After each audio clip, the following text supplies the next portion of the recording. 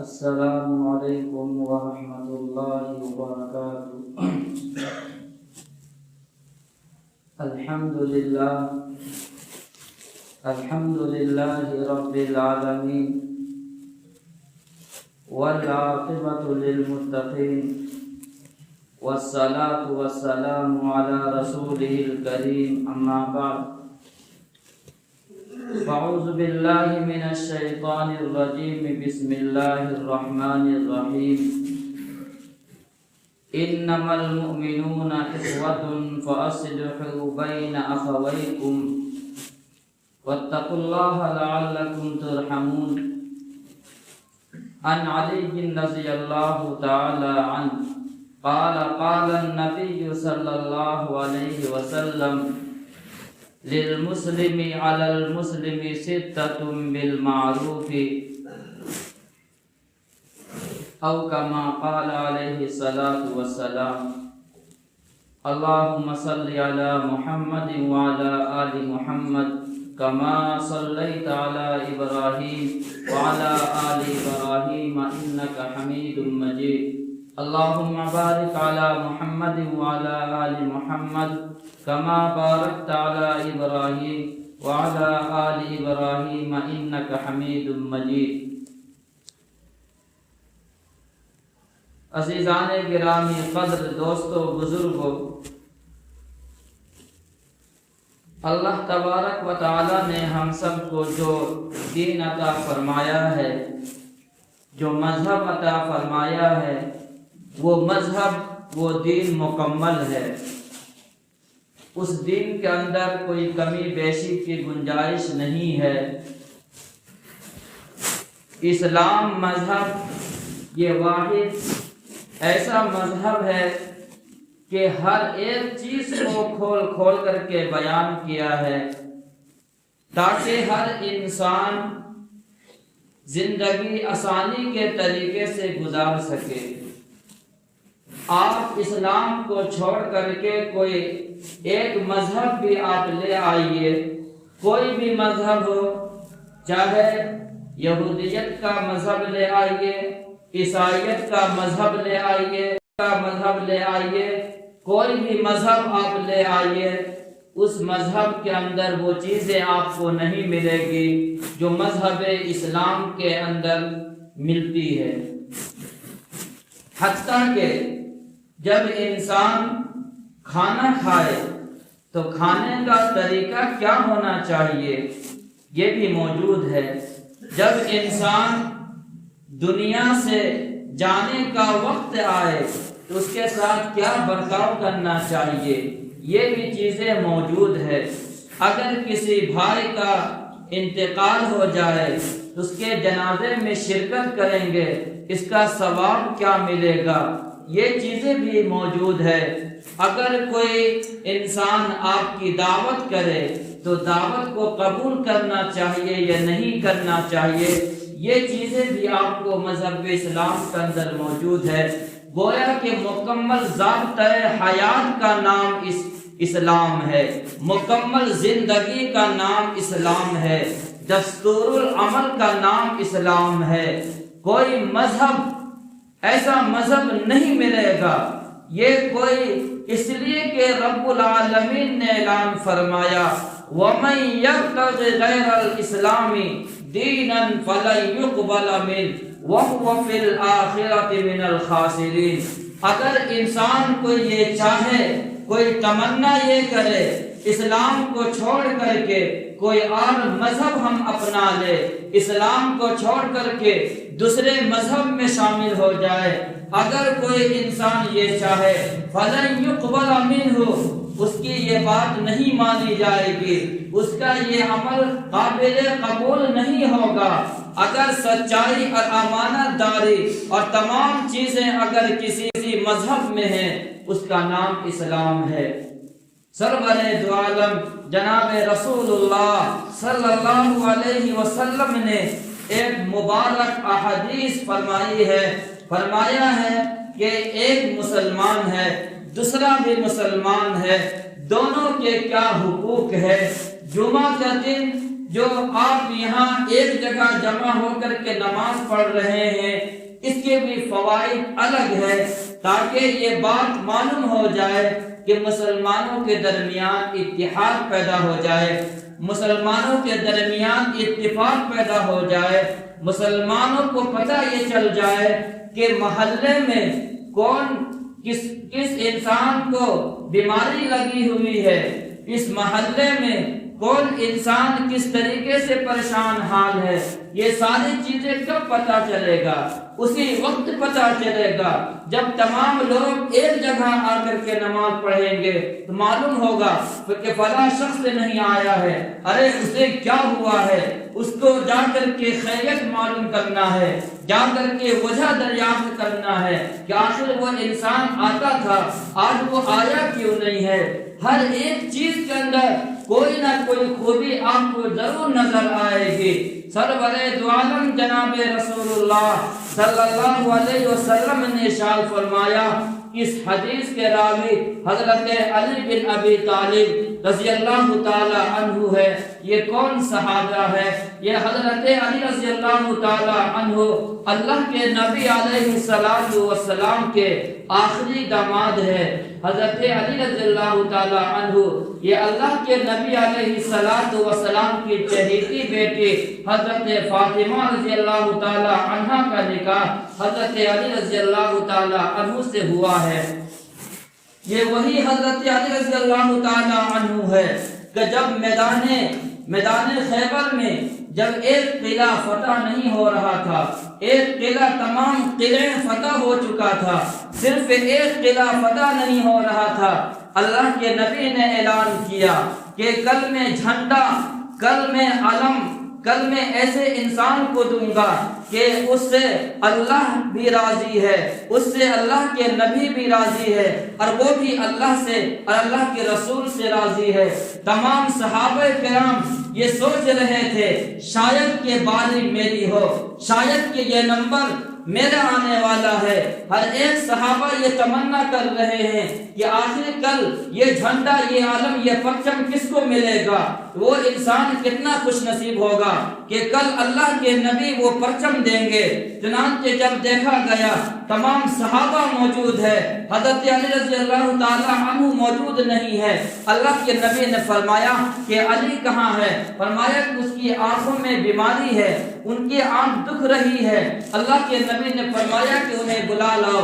حضرت علی رضی اللہ تعالی عنہ کو بلایا گیا، آپ نے اپنا لعاب دہن آپ نے ان کے آنکھوں میں ڈالنے کے بعد وہ آنکھیں ٹھیک ہو گئی ہے۔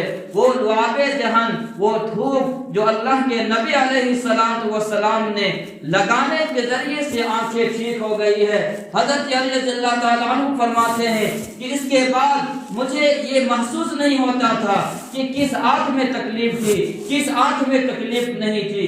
یہ وہی حضرت علی رضی اللہ تعالی عنہ ہے۔ فرماتے ہیں کہ جناب رسول اللہ صلی اللہ علیہ وسلم نے ارشاد فرمایا، ایک مسلمان کا دوسرے مسلمان پر 6 حق ہے۔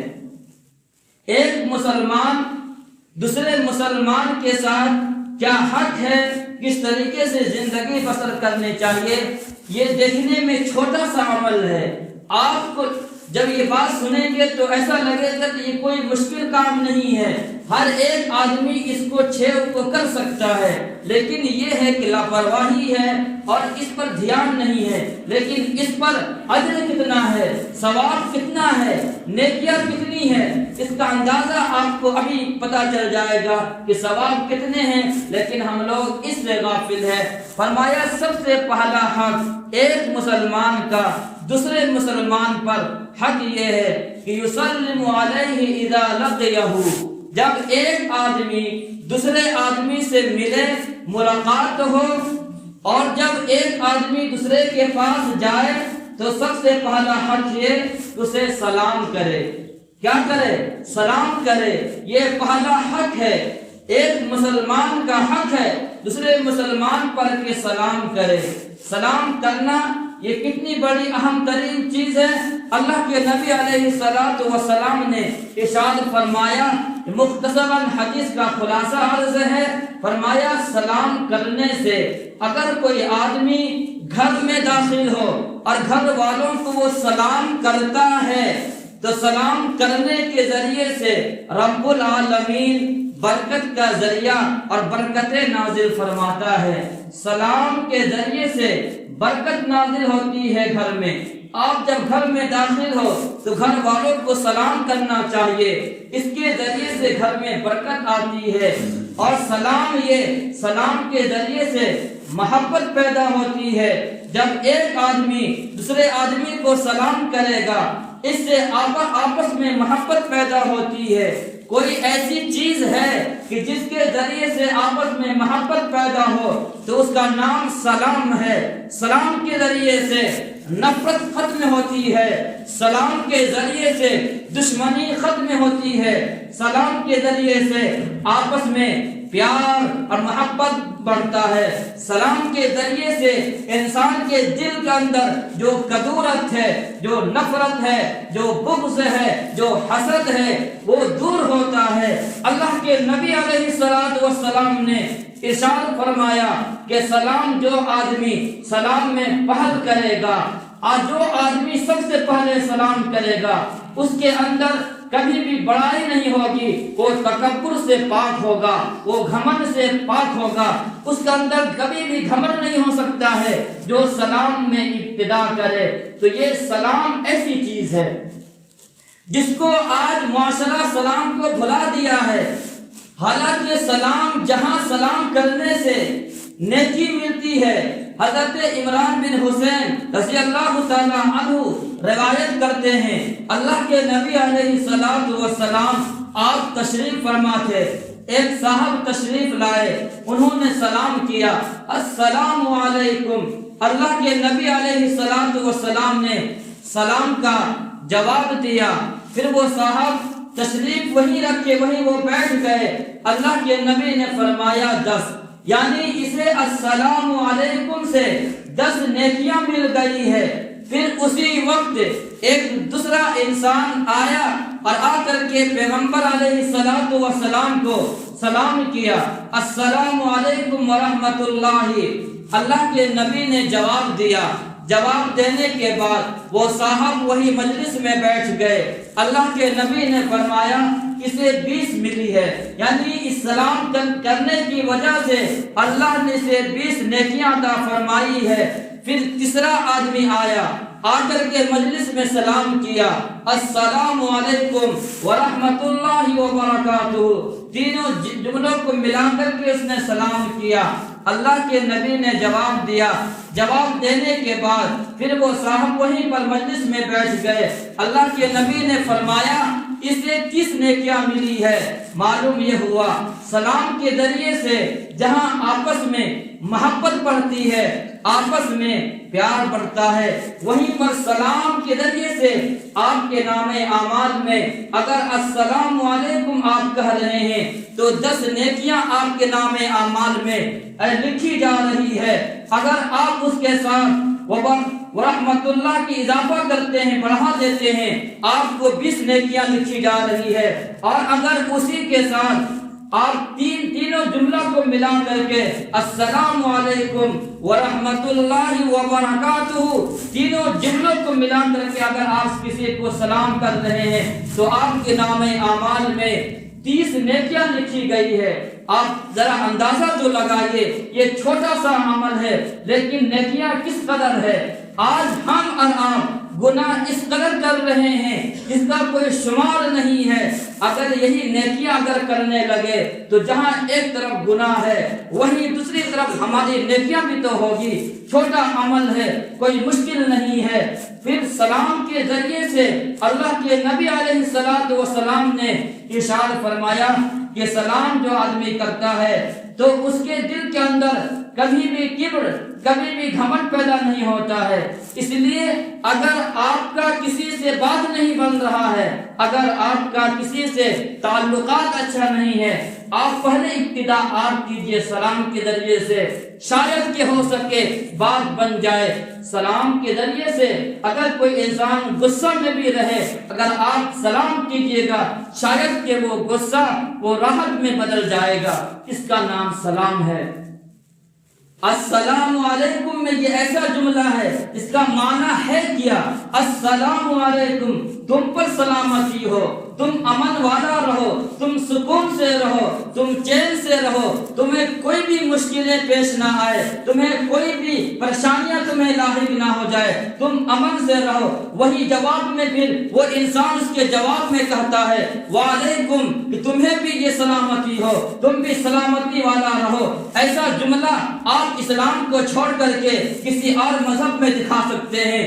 گڈ نائٹ کے اندر یا گڈ مارننگ کے اندر کیا یہ برکت آپ کو مل سکتا ہے؟ کیا آپ کو یہ رونقیں مل سکتی ہے؟ کیا آپ کو یہ نیکیاں مل سکتی ہے؟ کیا آپ کو وہ پرکشش منظر آپ کو دکھائی دے سکتی ہے؟ وہ چیزیں اس کے اندر نہیں مل سکتا ہے۔ یہ دعا ہے السلام علیکم۔ آج ضرورت اس بات کی ہے معاشرے کے اندر سلام کا رواج کیا جائے۔ افشوا السلام بینکم، آپس میں سلام کو پھیلاؤ۔ یہ نہیں کہ میں جس کو جانتا ہوں صرف اسے سلام کرے، ایسا نہیں ہے۔ یہ علامات قیامت میں سے ہے، آپ جس کو پہچانتے ہیں اس کو سلام کرنا۔ اللہ کے نبی نے فرمایا یہ قیامت کی علامتوں میں سے ایک علامت ہے، بلکہ سلام کا تعلق صرف اتنا ہونا چاہیے یہ مسلمان ہے، یہ مسلمان ہے، مسلمان کی وجہ سے سلام کرنا چاہیے۔ پہچان میں آئے یا نہ آئے، صرف اتنی بات معلوم ہو جائے کہ یہ مسلمان ہے، اس کا تعلق قرآن سے ہے، اس کا تعلق اسلام سے ہے، بس اتنا کافی ہے، آپ اسے سلام کرنا چاہیے۔ اور پھر سلام کے ساتھ پھر مصافحہ بھی کرنا چاہیے۔ مصافحہ کرنے سے یہ چھوٹا سا عمل ہے، آج رواج دیکھیے اس کو، یہ مصافحہ کرنے سے کیا ملتا ہے۔ اللہ کے نبی علیہ الصلوۃ والسلام نے ارشاد فرمایا جب آدمی سلام کرتا ہے، سلام کرنے کے بعد پھر دونوں ہاتھ کو ملا کر کے وہ ہاتھ پکڑ کر کے مصافحہ بھی کرتا ہے، اللہ کے نبی فرما رہے ہیں ابھی دونوں انسان ابھی جدا نہیں ہوئے ہیں، ابھی وہیں پر ہیں، دونوں کی مغفرت کر دی جاتی ہے، دونوں کے گناہ معاف کر دیے جاتے ہیں۔ یہ مصافحہ کی فضیلت ہے۔ اور ایک دوسری حدیث کے اندر اللہ کے نبی علیہ الصلوۃ والسلام نے ارشاد فرمایا جب آدمی سلام کرے، سلام کے بعد وہ مصافحہ کرے، مصافحہ کرنے کے ذریعے سے کیا ہوگا؟ فرمایا کہ جس طریقے سے پتے جھڑتے ہیں، درخت سے پتے جھڑتے ہیں، اسی طریقے سے مصافحہ کرنے سے انسان کا گناہ جھڑتا ہے۔ صرف مصافحہ کرنے سے آپ کا گناہ جھڑ رہا ہے، آپ کا گناہ مٹ رہا ہے۔ اب مصافحہ دو ہاتھ سے کرنا چاہیے یا ایک ہاتھ سے کرنا چاہیے یہ الگ بات ہے۔ ہمیں آپ تو گناہ تو دو ہاتھ سے کرتے ہیں، اس لیے مصافحہ دو ہاتھ سے کرنا چاہیے۔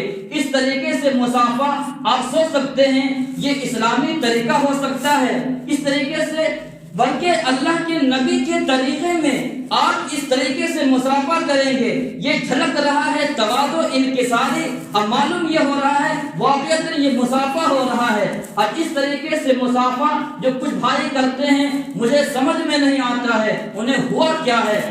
مصافحہ اس انداز سے کرو کہ آپ کے دونوں ہاتھ اس کے دونوں ہاتھ سے مل جائے۔ اللہ کے نبی فرما رہے ہیں گناہ جھڑ جاتا ہے، انسان گناہ دونوں ہاتھ سے کرتا ہے تو پھر مصافحہ ایک ہاتھ سے کیسے ہوگا؟ اس لیے ضرورت اس بات کی ہے سلام کو پھیلائے، سلام کے بعد مصافحہ کا بھی رواج دے تاکہ گناہ جو ہے وہ جھڑ جائے۔ اور دوسری چیز پیغمبر عربی صلی اللہ علیہ وسلم نے ارشاد فرمایا ایک مسلمان کا دوسرے مسلمان پر حق ہے، وہ یہ ہے وَيَعُودُهُ إِذَا مَرِضَ، جب کوئی آدمی بیمار ہو جائے اس کی بیمار پرسی کرنا چاہیے، اس کی خبر کرنا چاہیے کہ وہ بیمار ہے، اس کے گھر جانا چاہیے اور پوچھنا چاہیے کہ کیا حال ہے، کیا کیفیات ہے۔ یہ چیزیں آج معاشرے کے اندر نہیں ہے۔ اگر کوئی بیمار ہے کوئی پوچھنے والا نہیں ہے، کوئی اسے یہ کہنے والا بھی نہیں ہے، اللہ رب العالمین آپ کو بہتر کر دے گا، آپ کو صحت دے دے گا، یہ جملہ کوئی کہنے والا بھی نہیں ہے۔ دیکھنے میں یہ چھوٹا سا عمل ہے، آئیے ذرا اس کا فضیلت کیا ہے، ثواب کیا ملے گا۔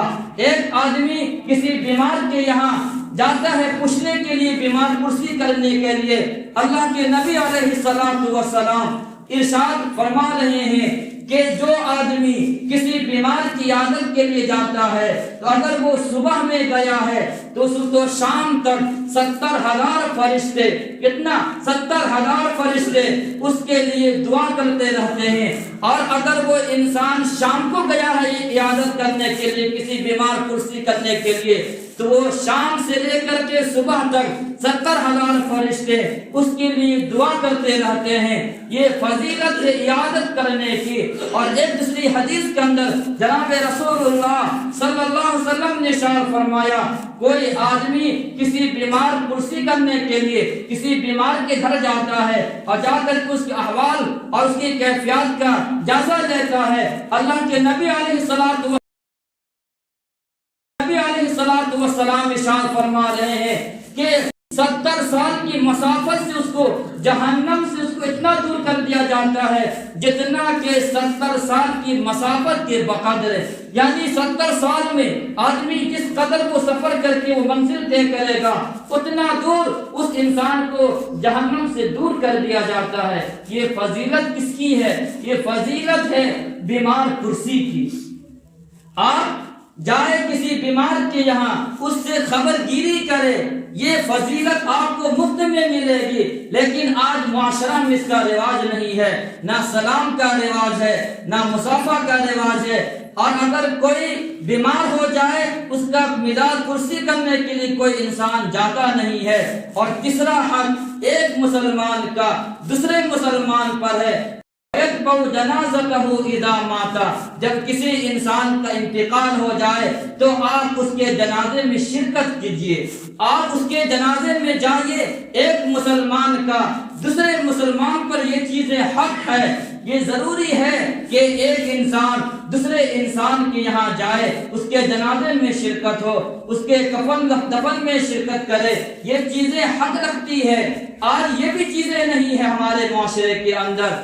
اللہ کے نبی علیہ السلام نے ارشاد فرمایا، حضرت ابو ہریرہ رضی اللہ تعالیٰ عنہ راوی ہے، فرماتے ہیں کہ جناب رسول اللہ صلی اللہ علیہ وسلم نے ارشاد فرمایا کہ جو انسان کسی جنازے میں جاتا ہے اور جا کر کے صرف نماز پڑھتا ہے، نماز جنازہ پڑھتا ہے، نماز جنازہ پڑھ کر کے وہ گھر آ جاتا ہے، وہ وہاں تک قبرستان تک وہ نہیں جاتا ہے، وہ دفنانے تک وہ نہیں جاتا ہے، صرف نماز جنازہ پڑھ کر کے آ جاتا ہے، اللہ کے نبی فرما رہے ہیں اسے ایک قرات ثواب ملے گا۔ اور جو آدمی نماز جنازہ بھی پڑھتا ہے اور ساتھ میں وہ قبرستان بھی جاتا ہے اور جا کر کے اس کے دفنا کر کے پھر واپس لوٹتا ہے، اللہ کے نبی فرما رہے ہیں اسے 2 قرات ثواب ملتا ہے۔ 2 قرات، صحابہ نے عرض کیا ایک قرات اور 2 قرات یہ کیا چیز ہے؟ فرمایا کہ احد پہاڑ، یعنی ایک قرات احد پہاڑ کے برابر ہے۔ گویا کہ اگر آپ نماز جنازہ پڑھ رہے ہیں آپ کو ایک احد پہاڑ کے برابر ثواب مل رہا ہے، اور اگر آپ جنازے کے ساتھ ساتھ آپ قبرستان تک بھی آپ جا رہے ہیں آپ کو 2 احد پہاڑ کے برابر ثواب ملے گا۔ یہ کتنی بڑی فضیلت کی چیز ہے، اسے ہم آپ اس کو چھوڑ دیے ہیں، معاشرے سے ختم کر دیے ہیں۔ جو چیز جس سے ثواب ملنے والی ہے، جس سے ہمارے نامہ اعمال میں کام آنے والی چیزیں ہیں، اسی کو ہم نے چھوڑ دیا ہے۔ آج ضرورت اس بات کی ہے اگر کوئی بیمار ہو جا کر کے اس کی خبر گیری کرے، اور اگر کسی کا جنازہ ہو جائے جا کر کے اس کے جنازے میں شامل ہو، اس کے دکھ درد میں جا کر کے شامل ہونا چاہیے۔ یہ ایک مسلمان کا دوسرے مسلمان پر حق ہے۔ حضرت انس رضی اللہ تعالی عنہ بیان فرماتے ہیں کہ اللہ کے نبی علیہ السلام کا ایک یہودی غلام تھا، ایک یہودی غلام تھا جو اللہ کے نبی کا خدمت کیا کرتا تھا۔ ایک مرتبہ وہ یہودی وہ لڑکا وہ بیمار پڑ گیا، اللہ کے نبی کو پتہ چلا، علم ہوا آپ کو، آپ وہاں تشریف لے گئے اور آپ اس کے سرہانے کے پاس آپ بیٹھ گئے، اس کا والد بھی اس کا باپ بھی وہیں پر بیٹھا ہوا تھا۔ اللہ کے نبی علیہ السلام نے جب یہ دیکھا پھر اللہ کے نبی نے اسے کہا کہ اسلام لے آؤ، تو اس نے اپنے باپ کو دیکھا تو اس کے باپ نے کیا کہا؟ اس کے باپ نے یہ کہا کہ محمد قاسم صلی اللہ علیہ وسلم جو بات کہہ رہے ہیں اسلام لانے کی، تم اسلام لے آؤ۔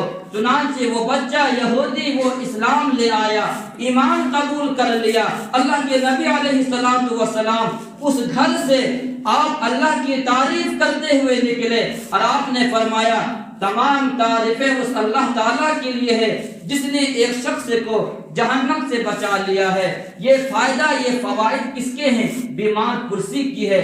آپ یہ نہ دیکھ کہ اپنا ہے یا پرایا ہے، چھوٹا ہے یا بڑا ہے، امیر ہے یا غریب ہے، کوئی بھی ہے، پڑوسی ہے یا نہیں ہے، معاشرے کے اندر رہتا ہے یا کوئی ہے، چاہے وہ پڑوسی ہو، چاہے وہ کرایہ دار ہو، چاہے وہ کوئی بھی ہو، اگر آپ کو یہ پتہ چل جائے بیمار ہے، جائیے جا کر کے اس کی خبر گیری کیجئے۔ اور اگر کسی کا انتقال ہو جائے تو یہ نہ دیکھا جائے کہ یہ جنازہ کسی مالدار کا ہے، یہ جنازہ کسی نیک کا ہے، یہ جنازہ علماء کا ہے، یہ جنازہ خطیب کا ہے، یہ جنازہ ولی کا ہے، یہ سب نہیں دیکھا جائے، بلکہ یہ دیکھا جائے کہ حق ہے ہم پر، آپ ضرور اس میں جنازے میں شامل ہوئیے۔ اور یہ تاکہ کل آپ کا بھی جنازہ ہوگا، تاکہ وہ لوگ بھی آپ کی جنازے میں شامل ہو۔ ایک مسلمان کا دوسرے مسلمان پر یہ چیزیں حق ہے۔ اور بھی 6 چیزیں ہیں، 3 چیزیں ہوئی ہے۔ نمبر 1 سلام کو رواج کیا جائے، سلام کو پھیلایا جائے، مصافحہ بھی کیا جائے۔ اور نمبر 2 یہ ہے کہ جب کوئی بیمار ہو جائے بیمار پرسی کی جائے۔ اور تیسرا حق یہ ہے جب کسی کا جنازہ ہو جائے، انتقال ہو جائے تو آپ جنازے میں شرکت کریں۔ یہ 3 حق ہے، 3 حق، اور پھر باقی جمعہ میں ہوگا انشاءاللہ تعالی۔ اللہ ہمیں بھی اور آپ کو بھی عمل کی توفیق عطا فرمائے۔ اقول قولی ھذا واستغفر اللہ وآخر دعوانا الحمدللہ رب العالمین۔ ایک جنازہ ہے بعد نماز عصر، تمام حضرات شرکت کریں۔